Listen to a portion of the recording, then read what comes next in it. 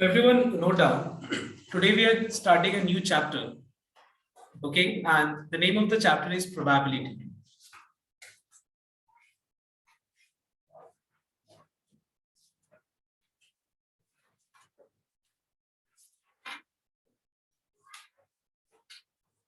Now, see, if I say this, I mean, it's a continuation of the chapter you have studied in class 10. All right. So I think everyone knows a bit about probability. थोड़ा बहुत तो सबको पता है कि probability क्या होता है.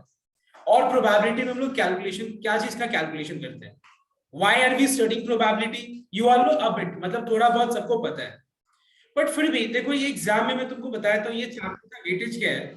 ये एग्जाम में इस चैप्टर का कम से कम वेटेज है लेट्स से कम से कम तो तुम्हारा पांच मार्क्स का तो आएगा ही अगर पूरा फाइनल्स का पेपर का अगर हम बात करें. अभी PA1 या आई मीन यूनिट टेस्ट का बात नहीं कर रहा हूँ. If I leave unit test और जब तुम्हारा पूरा पेपर पूरा बुक से जो फाइनल एग्जाम तुम देने वाले हो उसमें कम से कम 5 से 7 मार्क्स यू कैन एक्सपेक्ट. एक क्वेश्चन 4 मार्क्स का और एक दो क्वेश्चन 2 मार्क्स का एक क्वेश्चन. तो 5 से 7 मार्क्स हम लोग एक्सपेक्ट कर सकते हैं यहाँ से.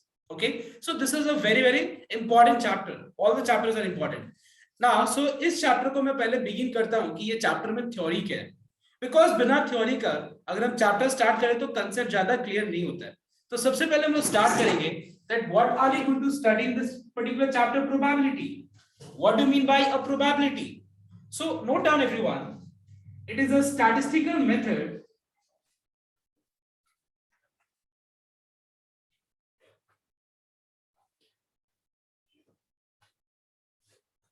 of estimating the degree of occurrence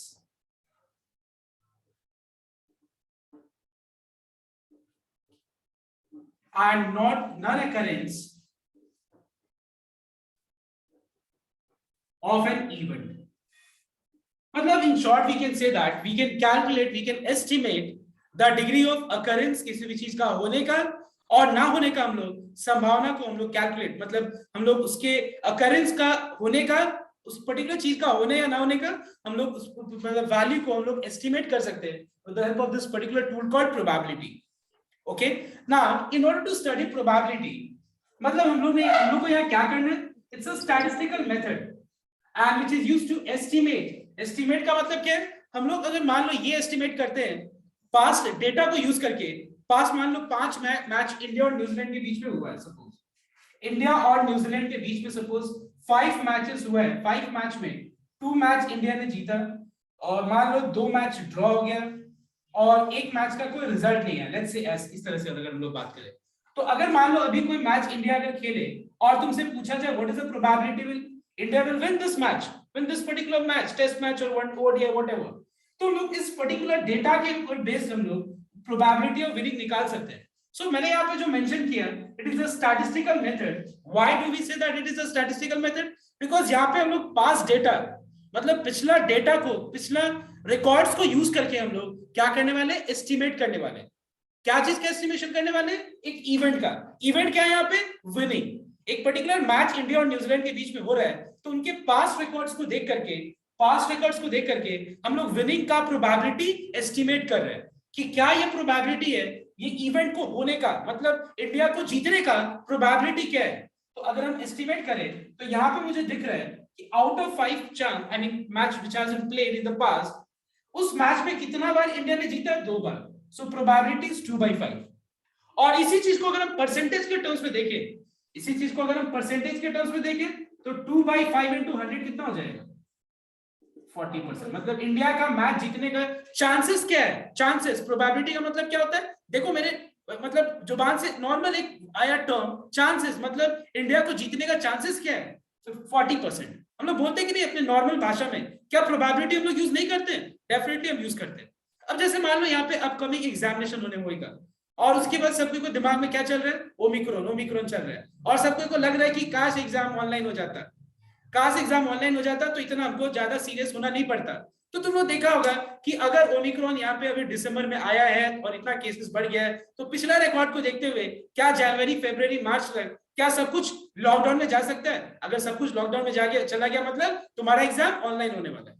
तो इस हिसाब से तुम लोग क्या करेगा, तुम लोग इस हिसाब से एस्टिमेट करने वाला है। लेकिन क्या एस्टिमेशन तुम्हारा फेल भी हो सकता है कि नहीं, तुम एस्टिमेट कर रहे हैं लेकिन क्या फेल हो सकता है कि नहीं। कल को तुम्हारे स्कूल बोले नहीं हम तो एग्जाम ऑफलाइन ही लेंगे, तुम धरना पे क्यों ना चले जाओ, तो तुमको फिर भी तुमको एग्जाम जाके देना पड़ेगा कि नहीं। तुमको बोल दे अगर 10-10 के करके बुलाएंगे, आप एक एक करके आगे छोड़ो, हम 10-10 करके एक रूम में 5 ही लोगों को बैठाएंगे और एग्जाम दे दे। I mean those things are different things, this is story, but if I talk in terms of probability, probability is what, past data, statistics है, मतलब स्टैटिस्टिकल मेथड है, मतलब हम लोग पास्ट डेटा को यूज करके हम लोग क्या कैलकुलेट करने वाले, एस्टिमेट करने वाले। क्या चीज जो मेरे दिमागों में चल रहा है कि अच्छा ये एक पर्टिकुलर इवेंट है, जैसे इवेंट मतलब तुम्हारा दिमाग में क्या चल रहा है, एग्जाम हो सकता है, नहीं हो सकता है, ऑनलाइन मोड में हो सकता है, ऑफलाइन मोड में हो सकता है। तो बहुत सारा चीज जो दिमाग में चल रहा है उस पर्टिकुलर चीज का अकरेंस एंड नॉन अकरेंस का हम लोग एस्टिमेट कर सकते हैं with the help of this particular topic called probability, using what, past data, using raw data. Past experiences को देख के तुम बोलोगे, पास्ट एक्सपीरियंसेस को देख के तुम बोलोगे कि इस बार ठंड अभी नहीं आया, सबको लग रहा है ठंड आएगा ही नहीं, बट लास्ट ईयर का अगर देखो तो लास्ट में तुम्हारा क्या होता है, 17, 18, 19, 20 तारीख के बाद से ठंड बढ़ते जाता है, तो फिर ठंड आए। मतलब इस तरह से हम क्या कर सकते हैं, वी यूज व्हाट, जब हमको कुछ दिमाग में काम नहीं कर रहा है कि क्या होगा, तो हम लोग क्या करते हैं, पास्ट डेटा को यूज करते हैं। पास्ट डेटा को यूज करके हम लोग एस्टिमेट करना चाहते हैं पर्टिकुलर चीज को होने या ना होने का संभावना को मेजर कर सकते हैं। So we are finding that what is probability? It is a statistical method of estimating. Estimate सिर्फ कर सकते हैं, ऐसा नहीं कि इतना चांस है मतलब उतना चांस भी होगा ही, ऐसा नहीं है। एस्टिमेट कर सकते हैं the degree of occurrence and non-occurrence of an event.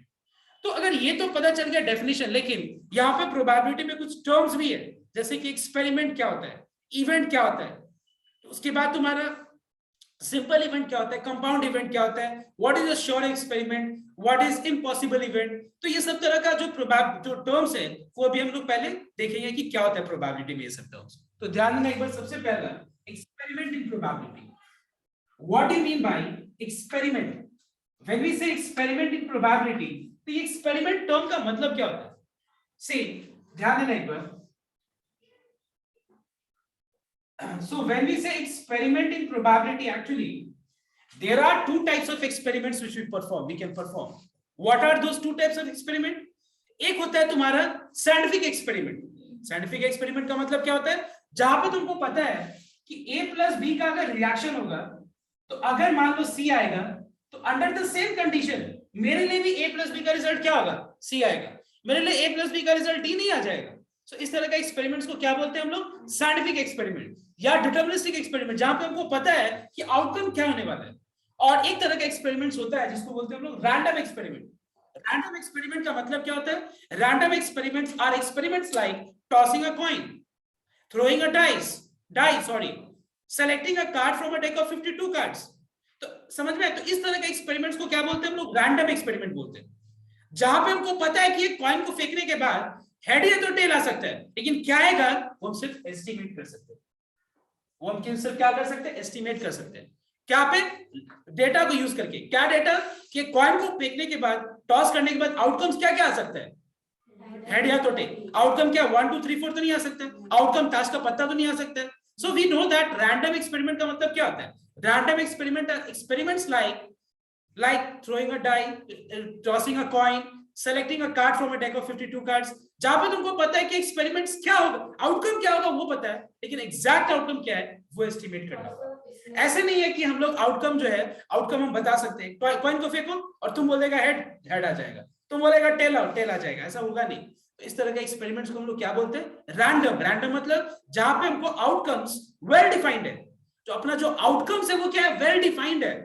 Well defined का मतलब क्या होता है, कॉइन को टॉस करने के बाद जो एक्सपेरिमेंट किया मैंने, एक्सपेरिमेंट का नाम क्या है, टॉसिंग अ कॉइन। तो एक्सपेरिमेंट के बाद अपना वेल डिफाइंड आउटकम्स क्या है, हेड या फिर टेल। अगर मान लो मैं एक डाई को थ्रो करूं, तो वेल डिफाइंड आउटकम्स क्या है, 1 2 3 4 5 6। एक अगर ताश के पत्ते में से एक कार्ड को चूज करूं, तो वहां पे आउटकम्स क्या हो सकता है, कोई भी एक कार्ड आ सकता है मेरे हाथ में फ्रॉम 1 to 52। समझ में आ रहा है बात। तो ये तरह के एक्सपेरिमेंट्स को क्या बोलते हैं हम लोग, रैंडम एक्सपेरिमेंट, जहां पे, so what do you mean by random experiment, so let me say a random experiment like tossing a coin, where the outcomes are, where all the possible outcomes Outcomes are well defined. Outcomes are well defined. I hope you understood. मतलब अपना जितना भी possible outcomes है वो क्या हो सकता है बताओ तो, वेल डिफाइंड हो सकता है। समझ में ये टर्म का मतलब, वेल डिफाइंड का मतलब वो हमारा आउटकम जो है कुछ भी अनएक्सपेक्टेड नहीं हो सकता है। आउटकम हमको पता है ये एक्सपेक्टेड, मतलब एक कॉइन को टॉस करने के बाद एक्सपेक्टेड आउटकम्स क्या क्या है, हेड या तो टेल, लेकिन क्या आएगा वो हम लोग सिर्फ एस्टिमेट कर सकते हैं। समझ में मेरे बात? अब देखो नेक्स्ट नंबर 2, सैंपल स्पेस। ये बहुत बहुत इंपॉर्टेंट टर्म है, सैंपल स्पेस। यहाँ पे सबसे इंपॉर्टेंट टर्म है सैंपल स्पेस। अगर मान लो तुमको रैंडम एक्सपेरिमेंट का मतलब पता है, तो रैंडम एक्सपेरिमेंट का मतलब जानने के बाद सैंपल स्पेस जानना बहुत जरूरी है। What do mean bye sample space? Sample space is a set of all possible outcomes when a random experiment is performed.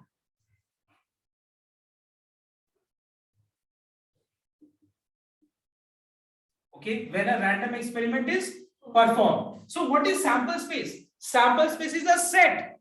समझ में? मतलब सेट का मतलब अपने लोग एलिमेंट्स को इस ब्रेसेस, इस ब्रैकेट के अंदर ही लिखेंगे। और अगर वो सेट है, सैंपल स्पेस क्या बताओ तो, सेट है मतलब उसका एक नाम होगा।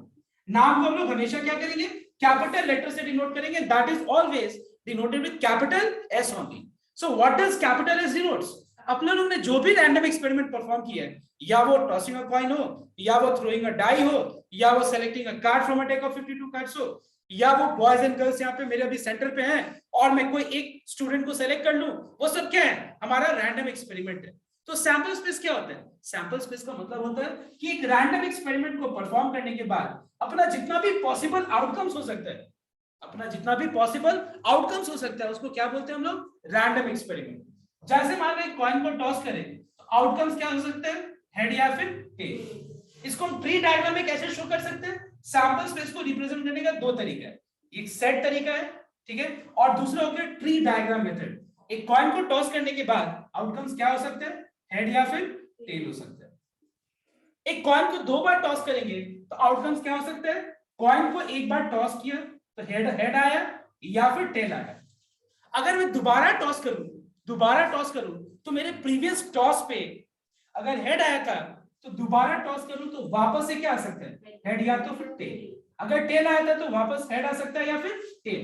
तो कितने आउटकम्स हो गए देखो तो एक बार, अपने लोगों ने एक और दो कॉइन टॉस किया तो वो दो कॉइन का आउटकम्स क्या हो सकता है, हेड या फिर टेल। एक हेड या फिर टेल दूसरा आउटकम, टेल या हेड तीसरा आउटकम, टेल चौथा आउटकम। कितना हो गया आउटकम्स टोटल, 4। और इस चीज को अगर हम रिप्रेजेंट करना चाहें सेट फॉर्म में, सैंपल स्पेस के फॉर्म में, तो इसको हम ऐसे लिख सकते हैं, एच एक आउटकम हो सकता है। एक कॉइन को दो बार टॉस करें तो दोनों आउटकम्स ऐसा दिख सकते हैं, दोनों आउटकम मेरा ऐसा हो सकता है, दोनों आउटकम टेल हेड हो सकता है, वो दोनों आउटकम टेल हो सकता है। Alright, so property of clear everyone.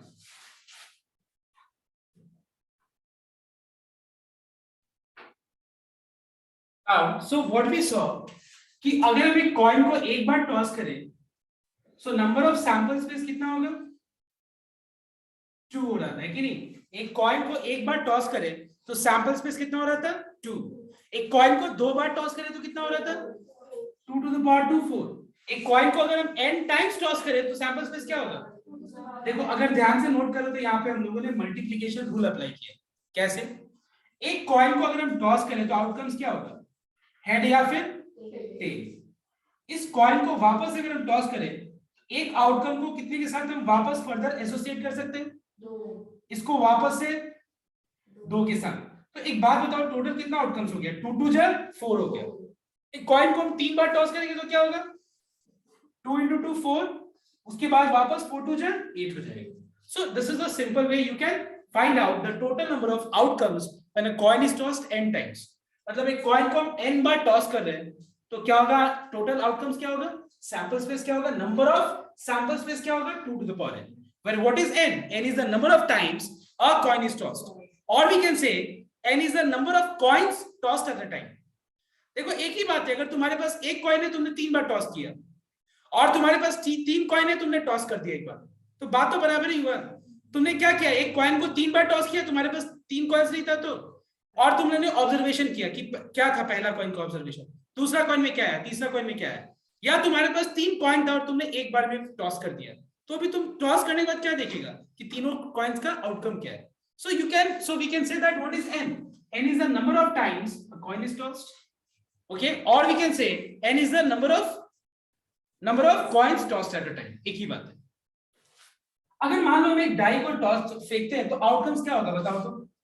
एक डाई को अगर हम थ्रो करेंगे तो आउटकम्स क्या क्या होगा, 1 2 3 4 5 6. तो एक डाई को अगर हम एक बार फेंकेंगे तो आउटकम्स 1 2 3 4 5 6 होगा. तो एक डाई को अगर हम 2 बार टॉस करेंगे तो आउटकम्स क्या होगा, 12 होगा. Let's see.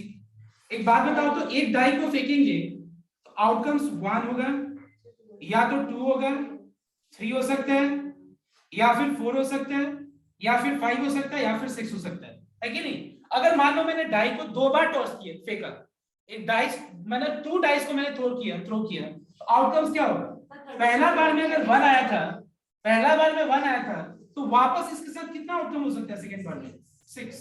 मतलब हम एक को वापस 6 के साथ एसोसिएट कर सकते हैं, तो एक को 6 के साथ एसोसिएट कर सकते हैं, तो ऐसा टोटल कितना चीज है 6. तो कितना हो जाएगा 12 या 36, 36 आउटकम्स होगा. और वो आउटकम्स क्या होगा, ध्यान देने को हमको पता है, सबको तो ये चीज पता है, लेकिन अभी जो मैं बताने वाला हूं ध्यान से इसको नोट करना. एक कॉइन को अगर हम 2 बार एक डाइस को 2 बार फेंकेंगे तो ध्यान देना आउटकम्स क्या क्या होगा. 1 2 3 4 5 6.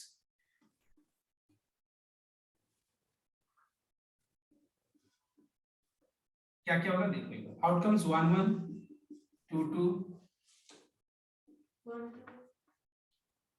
1 2 1 3 1 4 1 5 1 6. 2 के साथ 2 1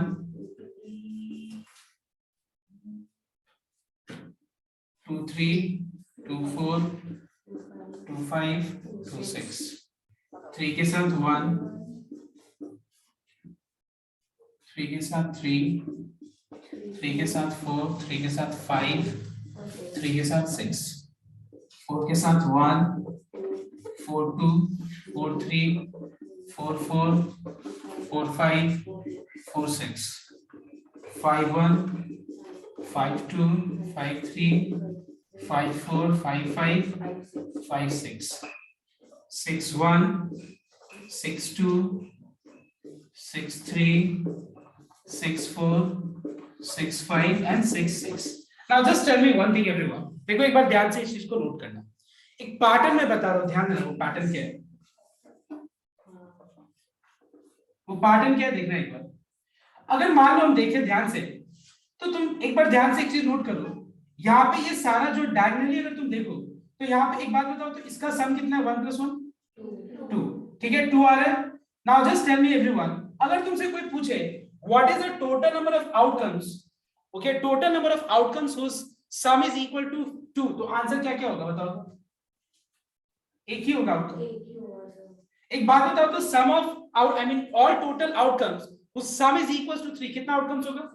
देखो कैसे, यहाँ पे तुमको इतना खोजने का जरूरत नहीं है. देखो ये 1 2 2 1, मतलब ये तुम्हारा वो हो गया तुम्हारा मतलब पेयर, जिसमें जो सम अगर करोगे तो उसका आउटकम्स क्या होगा 3 होगा.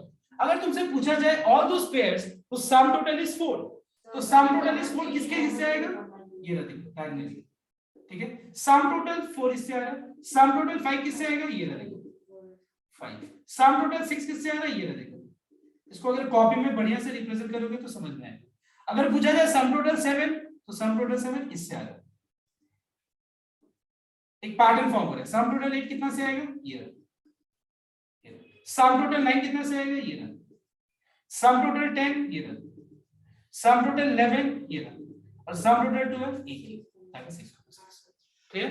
और अगर मान लो तुमसे पूछा जाए pair of doublet, you know understand what is the meaning of pair of doublet. Doublet का मतलब क्या क्या होता है 1 1 2 2 3 3 4 4 5 5 6 6. सो एक बार ये कॉपी करो प्रॉपर तरीके से और यहाँ पे लिख दो.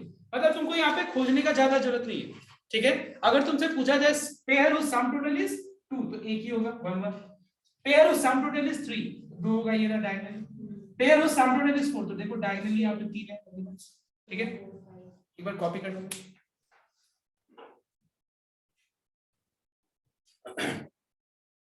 एक बात बताओ सबको, listen here everyone, I want everyone to pay attention here, listen here. एक बात बताओ, एक पेयर ऑफ डाइस में मिनिमम सम कितना एक्सपेक्ट कर सकते हैं हम लोग? एक पेयर ऑफ डाइस का जो नंबर्स होता है उसका मिनिमम सम कितना एक्सपेक्ट कर सकते हैं और मैक्सिमम? तो एक काम करते हैं, 2 से लेकर 12 तक सारा लिखते हैं।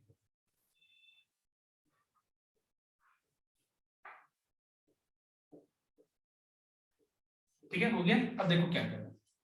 7 हो गया मिडिल टर्म, ठीक है। 7 क्या हो गया बताओ तो? Middle term. 1 2 3 4 5, 1 2 3 4 5। अब देखो ध्यान से, 2 सम लाने वाला कितना पेयर होगा? 1 से स्टार्ट करो और एक एक बढ़ाते जाओ, उसको भी देखने का जरूरत नहीं है। हो गया। उसके बाद यहाँ पे आ जाएगा 6। अब वापस से रिवर्स जाओ, 5 4 3 2 1। तुमको जानना ही नहीं है था, देखो समझ में आया? तो ऐसे गए 6 तक आ गया, वापस रिवर्स, उल्टा आया, उल्टा दे दिया। समझ में? तुमको इतना जानना ही नहीं है, तो बस दिमाग में 2 से लेकर 12 तक रखो। तो 2 से लेकर 12 तक में मिडिल टर्म कौन सा है? 7 मिडिल टर्म में, वहां पर 6 आएगा। 6 के लेफ्ट में 5, रिवर्स चले जाओ। 1 2 3 4 5, 1 2 3 4 5, बस ऐसे सोचो ना। 1 2 3 4 5, 1 2 3 4 5 कर दो, और बीच में 6। तो अगर तुमसे पूछे कि what is the number of, what are the pairs whose sum total is 2, what are the pair whose sum total is at least, whose sum total is 11 or 12? 2 + 1 3 खत्म। there are total 3 pairs। तुमको और भी बहुत आसान तरीका है, ठीक है। मतलब मैंने ये पहले समझा दिया और इसके बाद ये तो ध्यान से नोट करना। अच्छा, सबको को समझ में मैंने क्या बोला?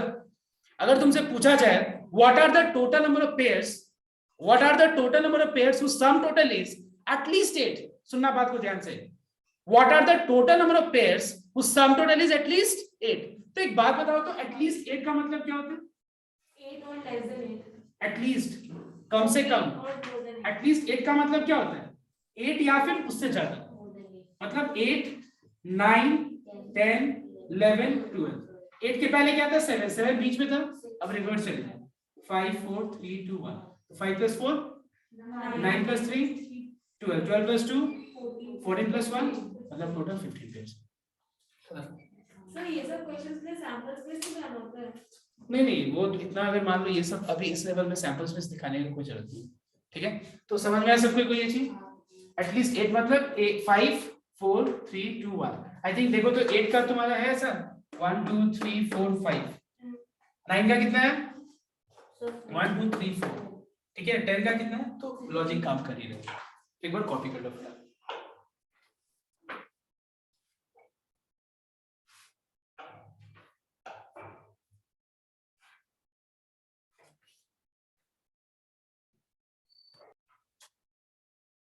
Event now.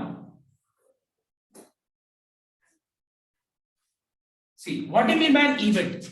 Event का मतलब क्या होता है देखना एक बार। इवेंट का मतलब हो गया एक एक्सपेरिमेंट परफॉर्म करने के बाद, एक रैंडम एक्सपेरिमेंट परफॉर्म करने के बाद तुम्हारा उसमें से जो एक्सपेक्टेशन है, एक्सपेक्टेशन को क्या बोलते हैं हम लोग? इवेंट बोलते हैं।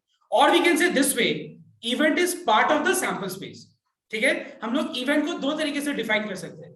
Event is part of the sample space, और we can say event is an expectation from the sample, from the random experiment.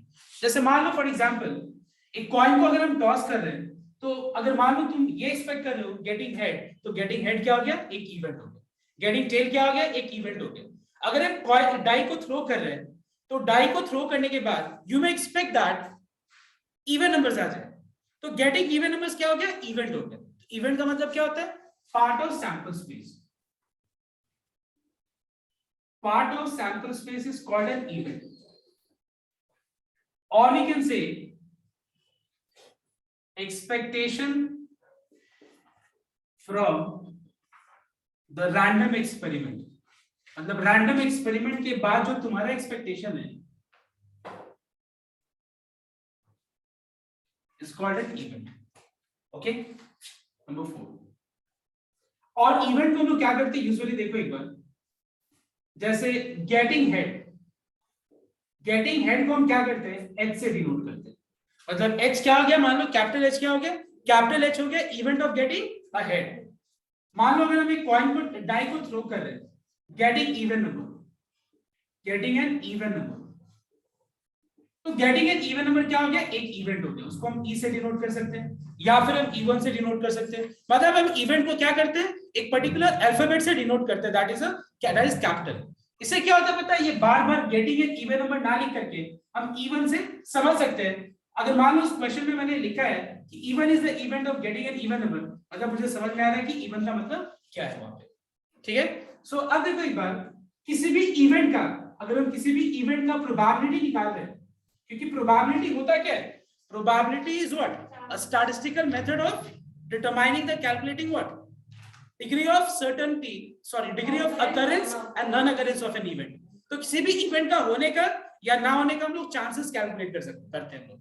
तो एक बात बताओ, probability, what do you mean by P और ब्रैकेट के अंदर ई, पी मतलब प्रोबेबिलिटी कैपिटल पी, और ब्रैकेट के अंदर ई का मतलब क्या हुआ, ब्रैकेट का मतलब के अंदर ई का मतलब ये हुआ, इस इवेंट का मतलब जो तुम एक्सपेक्ट कर रहे हो उस पर्टिकुलर एक्सपेक्टेशन का प्रोबेबिलिटी क्या होगा। सो ध्यान रखिएगा, किसी भी इवेंट का प्रोबेबिलिटी का मतलब क्या होता है, it is the ratio of total number of your expectation divided by all possible outcomes. I repeat, total possible outcomes में जो तुम्हारा एक्सपेक्टेशन है उसमें जितना बार एग्जिस्ट कर रहे हैं, पूरे सैंपल स्पेस में तुम्हारा एक्सपेक्टेशन जितना बार रिपीट कर रहे हैं उतना बार काउंट करके ऊपर लिख दो और नीचे सारा आउटकम्स लिख दो काउंट करके। जैसे मान लो फॉर एग्जांपल एक कॉइन को अगर हम टॉस करेंगे तो आउटकम्स क्या होगा बताओ, तो ऑल पॉसिबल आउटकम्स हेड या फिर टेल, तो टोटल आउटकम्स कितना हो गया 2, n of s मतलब number of all possible outcomes which is called sample space, जो कि हो गया 2। अगर मान लो तुमको कैलकुलेट करना है probability of getting a head, ठीक है, तो probability of getting a head क्या होगा, तुम्हारा getting a head is what, your expectation, तो तुम्हारा एक्सपेक्टेशन जो है इसमें कितना बार है बताओ तो, एक बार। सो 1 out of 2, 1 out of 2 total is the probability of getting head. So what is probability of any event? Probability of any event is the ratio of your expectation by total number of possible outcomes. नीचे क्या होगा बताओ तो, all possible outcomes, और numerator में क्या होगा, उस all possible outcomes में तुम जो एक्सपेक्ट कर रहे हैं वो कितना बार है, तुम क्या एक्सपेक्ट कर रहे हैं, गेटिंग हेड, गेटिंग हेड यहाँ पे कितना बार है, एक बार। सो 1 out of 2 is the probability of getting head। जैसे मान लो मैंने एक डाई को थ्रो किया, तो डाई को थ्रो करने के बाद टोटल आउटकम्स कितना होगा, 6 आउटकम्स। अगर मान लो इस पूरे 6 आउटकम्स में अगर तुमसे कोई पूछे what is the probability of getting an even number, तो पूरा आउटकम्स हो गया 6। इस पूरा 6 आउटकम्स में तुम्हारा एक्सपेक्टेशन कितना बार रिपीट कर रहा है, 1 2 3, कितना बार इवन नंबर इसमें है, 2 एक इवन नंबर है, 4 is an even number, 6 is an even number, मतलब तुम्हारा एक्सपेक्टेशन उसमें 3 बार है। सो 3/6 इज द प्रोबेबिलिटी। समझ में, एक बार कॉपी करना पड़ेगा।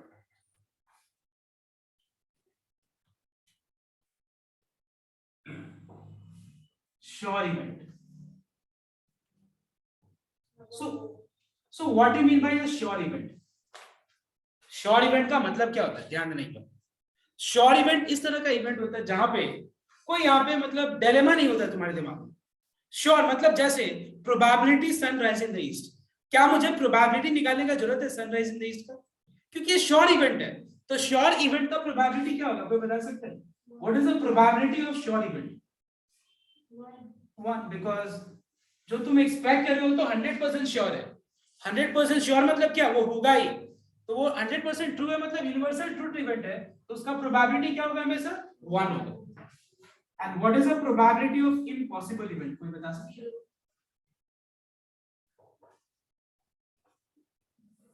Probability of impossible event is 0। जैसे हम तुमसे ये पूछें what is the probability that you get 100% without studying? What is the probability that you get 100% without studying? क्या आप 100% बिना स्टडी किए हुए कभी भी बिना पढ़े हुए मिल सकता है? कभी भी पॉसिबल नहीं है। सो प्रोबेबिलिटी इम्पॉसिबल है, ये probability of impossible event is 0। But हम लोग प्रोबेबिलिटी किस तरह का निकालते हैं, हम लोग उस इवेंट्स का प्रोबेबिलिटी निकालते हैं, हम लोग उस इवेंट्स का प्रोबेबिलिटी निकालते हैं जहां पे एग्जैक्ट क्या होगा हम लोग वो बता नहीं कर सकते। जैसे मान लो तुमने एक पर्टिकुलर क्वेश्चन का आंसर दिया, तुक्का मार के, मतलब ऐसे बस अंधेरे में तीर चला करके, वो राइट हो या रॉन्ग होगा तुमको पता है? राइट भी हो सकता है, रॉन्ग भी हो सकता है, लेकिन तुमको एक आंसर पता है और वो राइट होगा, श्योर इवेंट है कि नहीं? एक तुमको आंसर पता है, नहीं पता है, और तुमने अंधेरे में तीर मारा है, वो राइट भी हो सकता है, रॉन्ग भी हो सकता है। मतलब प्रोबेबिलिटी उसी इवेंट का निकाला जाता है जहां पे डिलेमा, कंफ्यूजन, जहां पे दिमाग में दो चीज चलता है। अच्छा, अगर हम कल क्या हो सकता है, बारिश आ सकता है, नहीं आ सकता, और कुछ तीसरा कुछ हो सकता है क्या? बारिश आ सकता है, नहीं आ सकता, तीसरा कुछ हो सकता है। तो तुमसे अगर पूछा जाए what is the probability that tomorrow it will rain, तो तुम बोलोगे sir it's weather is 100% clear, लग रहा है कि 5% चांस है, इस तरह से तुम कुछ बोल सकते हो, है कि नहीं? So what is the probability of any event, हम लोग किस तरह का प्रोबेबिलिटी निकालते हैं? हम लोग उस इवेंट का प्रोबेबिलिटी निकालते हैं जो ना श्योर होता है और ना इम्पॉसिबल होता है, मतलब जिसका हम लोग आंसर जो है एग्जैक्टली बोल सकते हैं। अगर हम तुमसे पूछें कि मैंने कॉइन को टॉस किया, हेड आएगा या टेल आएगा, तो तुम बोल सकते हो क्या क्या आएगा एग्जैक्ट? नहीं। अगर तुमसे पूछे क्या आएगा, तो तुम क्या बोलोगे? Let me try, let me guess, chances है कि 50% है, चांस है 40% है, ऐसे तुम कुछ बोल सकते हो, बट ये तो नहीं बोलोगे कि I mean you can not be sure regarding that. So that's why हम लोग प्रोबेबिलिटी किस चीज का कैलकुलेट करते हैं? उस इवेंट का प्रोबेबिलिटी कैलकुलेट करते हैं जो ना श्योर होता है और ना ही इम्पॉसिबल होता है। फिर क्या होता है? Dilemma, uncertain. जैसे कि एक कॉइन को टॉस किया, जैसे एक डाई को थ्रो किया, तुमको पता है कि आउटकम 1 से लेकर 6 तक होगा, लेकिन तुमसे पूछे कि 2 आएगा, तो तुम क्या बोलोगे? आ भी सकता है, नहीं भी आ सकता, you will answer in terms of probability, इतना चांस है, इतना परसेंट चांस है, ऐसे तुम बोल सकते हो। Okay, now with this let's begin questions based on probability.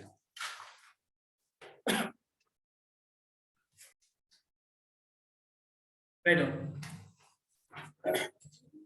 On the question जो मैं बोल रहा हूं, ध्यान देना। A pair of dice is thrown. A pair of dice is thrown. Find the probability of. Find the probability of number 1 getting a doublet. Find the probability of number 1 getting a doublet.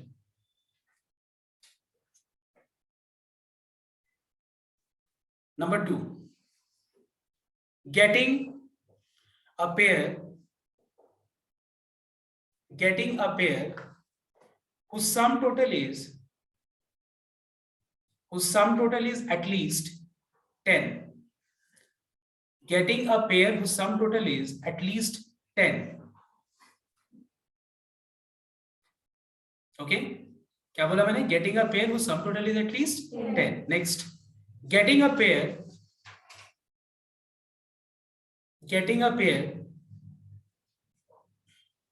whose sum total is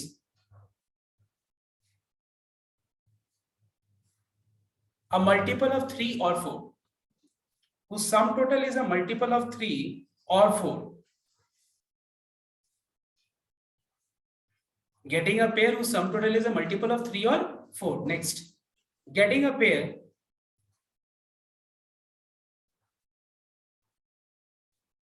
whose sum total is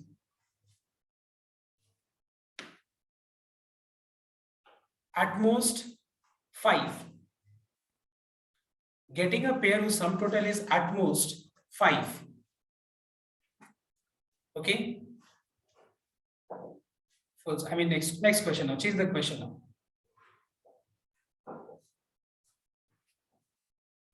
A bag contains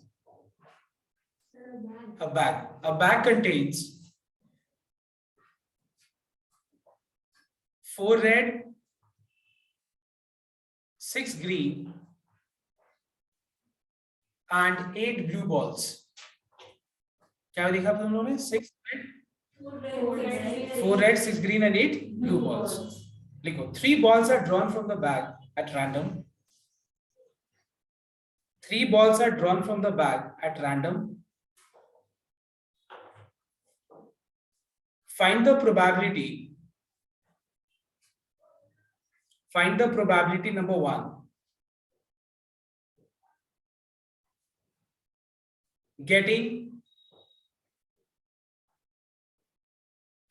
3 red balls. Find the probability number 1 getting 3 red balls. Number 2, getting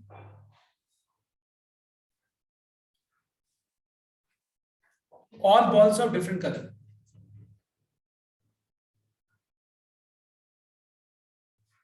Next,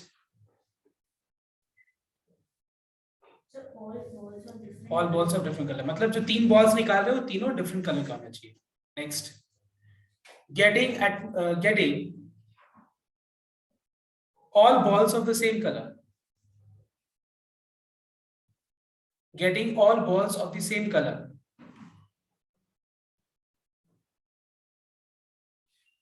Next, इसी के अंदर लिखो getting at least 2 red balls.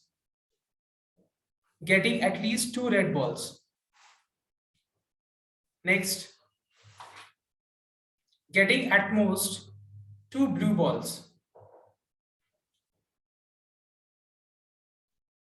Change the question now. At least two, at most 2 blue balls. Next question now. A coin is tossed 3 times. A coin is tossed 3 times.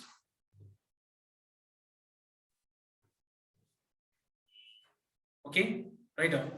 Find the probability of getting find the probability of number 1. Find the probability of number 1. Find the probability of number 1 getting 3 heads. Getting 3 heads. Okay, a coin is tossed 3 times. Find the probability of number 1 getting 3 heads. Number 2,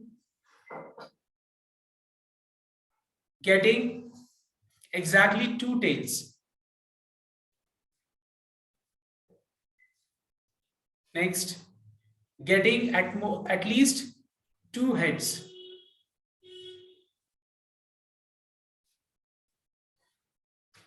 Getting at least 2 heads. Next, getting at most 2 tails.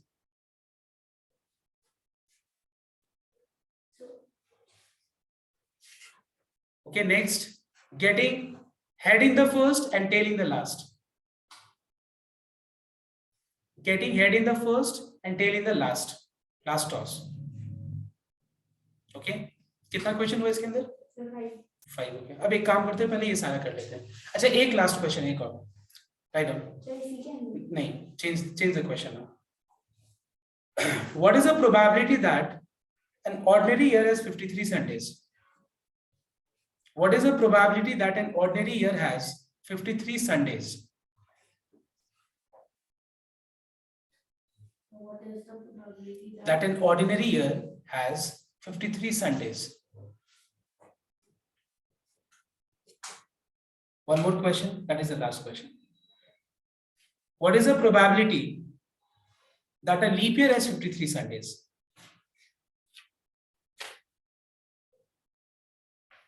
Okay? that leap year has 53 Sundays. एक और question होगा, लेकिन वो इतने ये करने के बाद अभी इधर है. एक्चुअली मेरे दिमाग में बार बार आ रहा है, तो कुछ क्वेश्चंस, तो इसीलिए मैं सारा ऐड किए जा रहा हूँ. क्योंकि अगर हम ये कराए थे अच्छे से तो तुम्हारा लगभग बहुत सारा सम्स हो जाएगा तुमसे. Let's start. So note down first of all the first question. पहला क्वेश्चन क्या है? A pair of dice is thrown. तो एक बात बताओ, अगर हम एक पेयर ऑफ डाइस को फेंकेंगे तो what is the total sample space? सबको को क्लियर है ना कि एक पेयर ऑफ डाइस को फेंकेंगे तो आउटकम्स क्या होगा? 6 6 या 36. 3 बार फेंकेंगे तो क्या होगा? 6 into 6 into 6, that is 216. एक बार थ्रो करेंगे तो क्या होगा? 6 आउटकम्स. बट यहाँ पे जो है, जहां पे 36 आउटकम्स का बात है, हम लोग यहाँ पे 36 आउटकम्स को लिखेंगे नहीं. हम डायरेक्ट क्या करेंगे? Number of sample space is equal to 36 लिख देंगे. I will not waste my time in writing all the 36 outcomes. तुम सोचो ये सम अगर आए और सब सम्स 1-1 मार्क्स का हो तो कितना क्वेश्चन है? 5 क्वेश्चन है, 5 मार्क्स का आएगा. तुम 5 मार्क्स के लिए तुम 4 मिनट पहले वेस्ट करेगा, फायदा नहीं है. तुम्हारे पास इस क्लास 11 के स्टैंडर्ड में सारा टेक्निक्स पता है तुमको कि कैसे आंसर करना है, तो वो देखने का जरूरत नहीं है. समझ में मेरी बात? अब देखो हम आंसर कैसे हम लोग करेंगे डायरेक्टली.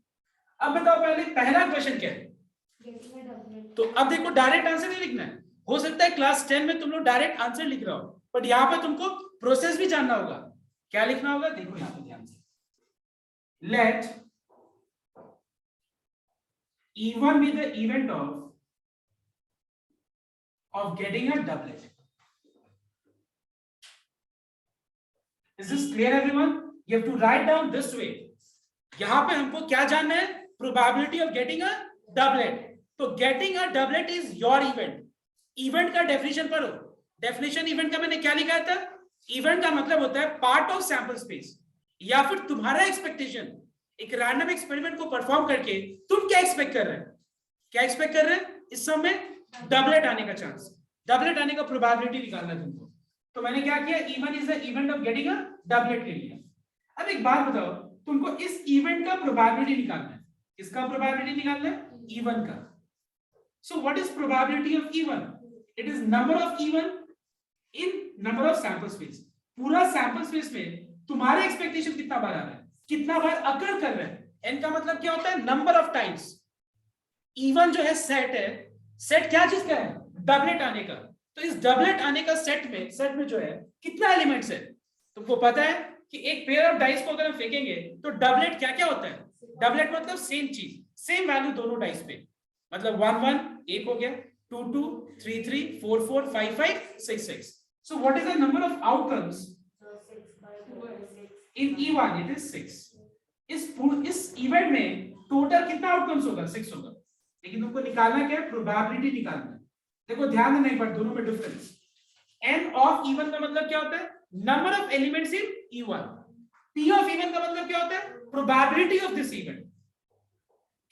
कैपिटल P का मतलब क्या होता है, प्रोबेबिलिटी। किसका प्रोबेबिलिटी, E1 का प्रोबेबिलिटी। और n का मतलब क्या होता है, number of elements in this particular set. तो क्या होगा, n of E1 by n of s। और इस एक्सपेरिमेंट में कभी भी सैंपल स्पेस नहीं बदलता, वो हमेशा पूरे एक्सपेरिमेंट में सेम ही रहेगा आउटकम्स, उसका sample space. Next number 2, what is question number 2?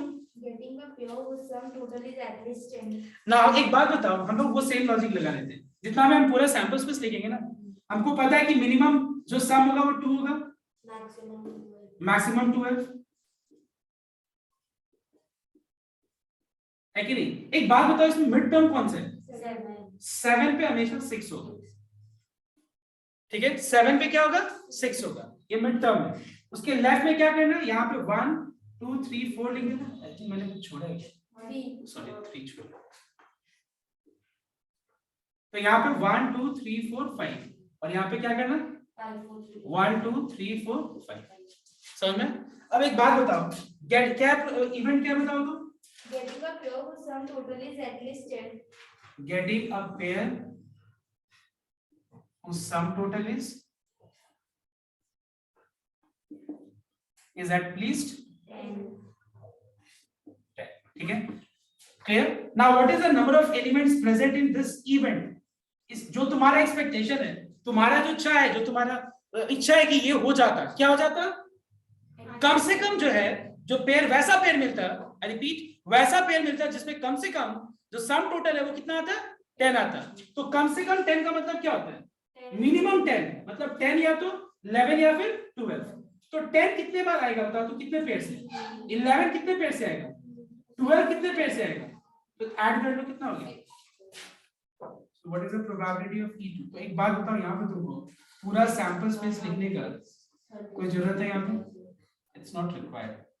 समझ में आया लॉजिक से? तो एक काम करो, बाकी जितना भी क्वेश्चंस है एक बार फटाफट इसको कंप्लीट करो, लेकिन डायरेक्ट नहीं, डायरेक्ट आंसर लिखने मत बोलना कंप्लीट हो गया, ठीक है। मैं फिर से रिपीट कर रहा हूँ, क्लास 11 में तुम्हारा प्रोबेबिलिटी जो टॉपिक है उसमें तुमको ये सीखना है कि कैसे हमको आंसर को रिप्रेजेंट करना है प्रॉपर तरीके से, and this is the proper way. You can not right answer directly कि नंबर 1 है probability of getting a doublet 1/6, probability of getting a sum total at least 10, ऐसे नहीं लिखना, ये क्लास 10 में लिखना तो यहाँ नहीं।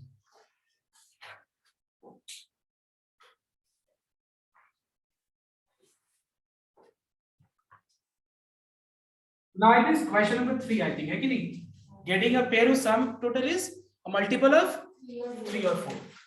So यहाँ पे हम लोग क्या करेंगे, पहले देखना है, let E3 be the event of getting a pair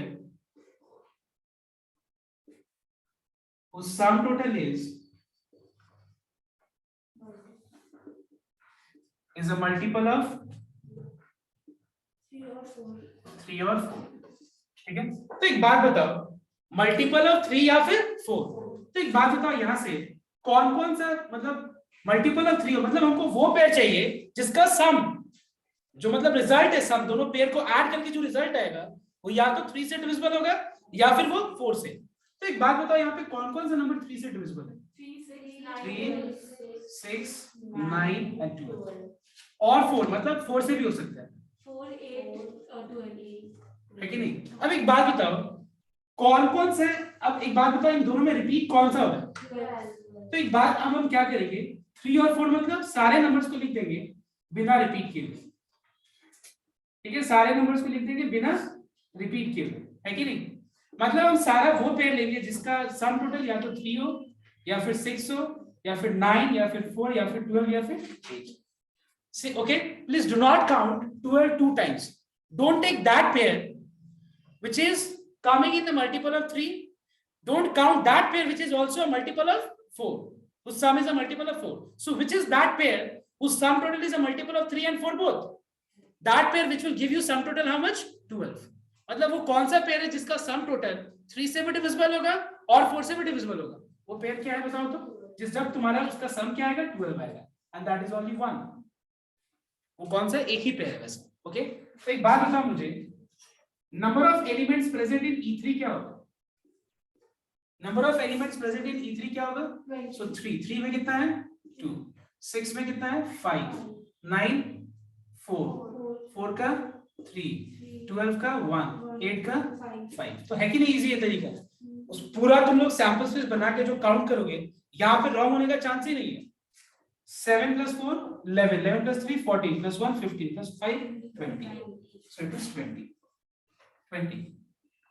so probability of E3 कितना हो गया? n of E3 by n of s, 5 by 9 is the answer, okay। इसके बाद नेक्स्ट हम करो। सो इधर 12 रिपीट हो रहे हैं। हाँ रिपीट हो रहा है इसीलिए हम लोग ने एक बार ही लिया। एक ही बार उसका सम एक ही बार है। हाँ ये ना एक ही बार इससे लिया। एक बार कोई और नंबर हुआ उसका सम अगर दो या 3 बार हुआ तो फिर उसका सम तो 2 नंबर का यूनिक ही होता है। सर नहीं मतलब वो जो ऊपर लिखी हो 4 3 2 नहीं ये तुम्हारा टाइम सही है। टाइम सम 9 4 बार आएगा, 4 पेयर से आएगा। सम 10 सम टोटल 10 3 पेयर से आएगा। सम टोटल 11 2 पेयर से आएगा। सम टोटल 12 1 पेयर से आएगा। तो 11 रिपीट हो रहा होगा। हाँ तो 11 को भी एक ही बार लेना जो रिपीट होगा, क्योंकि यहाँ पे हमको ये निकालना है वो सारा पेयर लेना है जिसका सम टोटल 3 से भी डिविजिबल हो 4 से भी। तो 3 से डिविजिबल वाला ये है, 4 से डिविजिबल वाला ये है। तो हमको वो सारा पेयर लेना है जो 3 से या तो 4 से डिविजिबल हो। 3 ले लो, 6 9 12 4 8, डोंट रिपीट, दैट्स ऑल। अच्छा एक बात बताओ, यहाँ पे अगर क्वेश्चन ऐसा होता pair whose sum total is divisible by 3 and 4 both, I repeat my question, pair whose sum total is divisible by multiple of 3 and 4 both, तो फिर क्या होता है? सिर्फ 12 लेते हैं, क्योंकि 12 भी एक ऐसा नंबर है सम है जिसका सम टोटल, ठीक है, मतलब सम टोटल जो 12 आएगा एक पेयर से वही ऐसा है जिसका जो या तो जो 3 से and 4 से एट अ टाइम डिविजिबल होगा।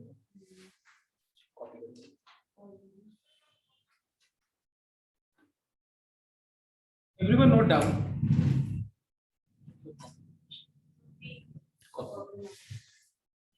Everyone note down. जो मैंने क्वेश्चंस लिखा है उस सारे क्वेश्चंस में से तुम लोग को सिर्फ नंबर 1 करना है, नंबर 3 करना है, बस नंबर 1 है नंबर 3। जो बाकी 3 क्वेश्चंस है वो सेकंड एक्सरसाइज के लिए, मतलब सी के लिए। मतलब जब हम number 2 number 4 and 5 listen here, 2 4 and 5 अभी नहीं करना है, 1 करना है and 3 करना है बस। एक्सरसाइज 22B के लिए सिर्फ 1 and 3 is sufficient, okay?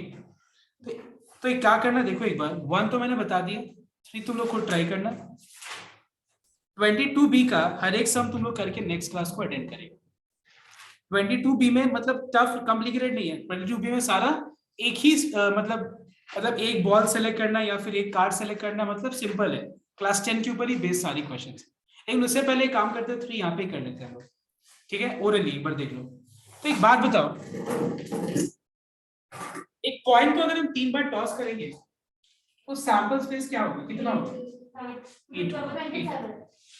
8। एक कॉइन को एक बार टॉस करेंगे तो आउटकम 2, 3 बार टॉस करेंगे तो 2 2 2 4 4 2 8।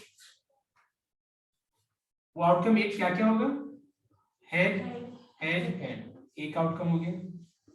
Head head tail, head tail head, tail head head, tail tail head, tail head tail, head tail tail, all 3 tails. All right, now what is the total outcomes here? 8. अब अगर मान लो तुमसे पूछा जा रहा है पहला क्वेश्चन, क्या पूछा जा रहा है बताओ तो, क्या है बताओ? Getting 3 heads. Getting 3 heads. तो एक बात बताओ, यहाँ पे 8 आउटकम्स में कौन सा आउटकम है जो जिसमें सारा का तीनों हेड शो हो रहा है बताओ? तो आंसर क्या होगा? 1/8. अगर मान लो तुमसे पूछा जाए नेक्स्ट क्वेश्चन क्या है? Getting exactly 2 heads. Getting exactly 2 heads. So 2 heads कितने केसेस में? 2 heads है। 2 tails. हाँ सर मैंने tails है। 2 tails. तो 2 tails कितने केस में बताओ तो? 1, 2 और 3 केस में। तो आंसर क्या होगा? 3/8 हो जाएगा, है कि नहीं? एक आउटकम्स बताओ मुझे जिसमें 2 हेड्स है, 2 टेल्स है, तो ये एक हो गया ना जिसमें 2 टेल्स है, ये हो गया जिसमें 2 टेल्स है, ये हो गया जिसमें 2 टेल्स है, तो कितना होगा? 3 वाला में भी तो 2 tails है। Exactly 2 लिखा है ना? अच्छा। 2 ही होता है ना, 3 वाला में तो एक है टेल्स। नहीं सर वो वाला लास्ट वाला ये तो नहीं 3 हुआ ना, इसमें तो तीनों सर हो गया। 2 भी तो है ही। नहीं एग्जैक्टली लिखा हुआ है। हाँ। नेक्स्ट, उसके बाद नेक्स्ट क्वेश्चन क्या है? Getting exactly at least 2 heads. What do you mean by at least 2 heads? At least 2 heads का मतलब 2 हेड्स और एग्जैक्टली 3 हेड्स, एग्जैक्टली 2 हेड्स और एग्जैक्टली 3 हेड्स। तो एग्जैक्टली 2 हेड्स वाला कितना केस है? 4 2 3, और एग्जैक्टली 3 हेड्स वाला कितना केस है? 1। तो कितना हो गया? 1 2 3 4। ठीक है, नेक्स्ट क्वेश्चन क्या है?